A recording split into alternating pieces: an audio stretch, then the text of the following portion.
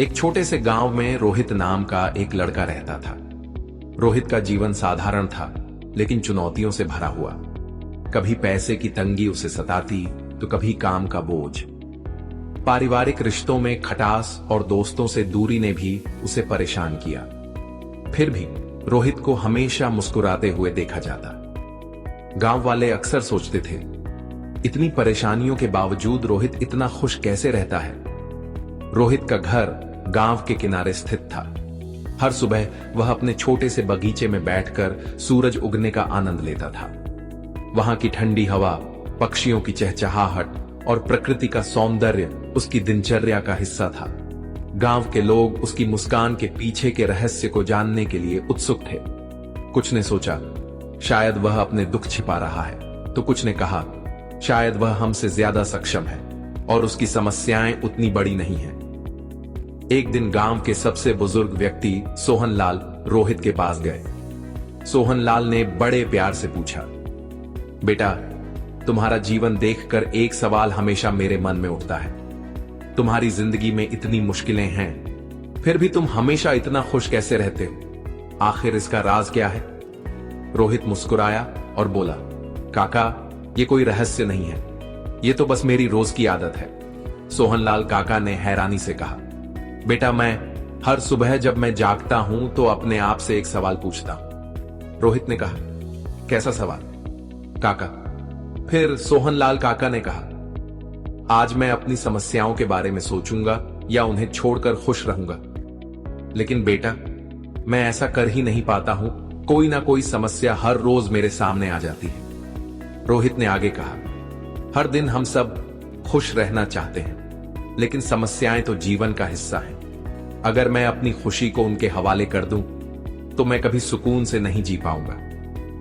रोहित ने अपनी कहानी सोहनलाल काका को सुनाई।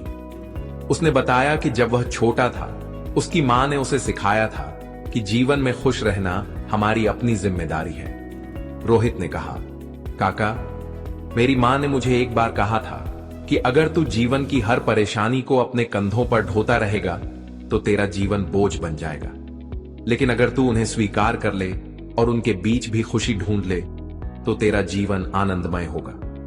अब सोहनलाल काका समझ चुके थे कि अपनी परेशानियों को साइड में रखकर हम हमेशा खुश रह सकते हैं, क्योंकि जीवन का यह तो दस्तूर है, कभी खुशी कभी गम तो लगा ही रहता है। उन्होंने रोहित से यह सीखा कि जीवन में परिस्थिति चाहे जैसी भी हो, हमें ज्यादा देर दुखी या निराश नहीं रहना चाहिए और हमेशा खुश रहना चाहिए। रोहित की यह आदत केवल उसके खुद के लिए नहीं थी, वह गांव वालों को भी प्रेरित करने लगा। उसने एक छोटी बैठक शुरू की, जहां हर हफ्ते लोग अपनी समस्याओं और उनके समाधान के बारे में बात करते थे। उस बैठक के सबसे बड़े मुखिया सोहनलाल काका थे, जो लोगों को समझाते थे कि हमें अपनी समस्याओं से कैसे बाहर निकलना चाहिए। लोग उनकी बातें सुनकर प्रेरित होते। उनकी सभी समस्याएं तो दूर नहीं हो पाती, लेकिन उनके चेहरे पर मुस्कान जरूर लौट आई थी। धीरे धीरे रोहित और सोहनलाल काका ने मिलकर गांव में एक नई सोच ला दी। उन्होंने लोगों को सिखाया कि खुश रहना हमारे अपने हाथ में है। जब आप सुबह उठते हैं तो यह तय करें कि आप दिन को कैसे बिताएंगे, मुस्कान के साथ या दुख के साथ। खुशी एक भावना नहीं, बल्कि एक चुनाव है, रोहित ने एक बैठक में कहा। अब देखते देखते गांव की हवा बदलने लगी।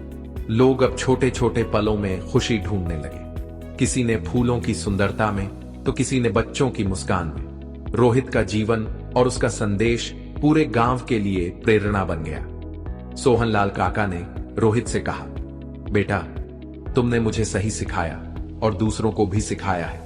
जिंदगी में मुश्किलें तो रहेंगी ही, लेकिन अगर हम अपना जीवन उन समस्याओं से प्रभावित न होने दें, तो हम कभी दुखी नहीं रहेंगे।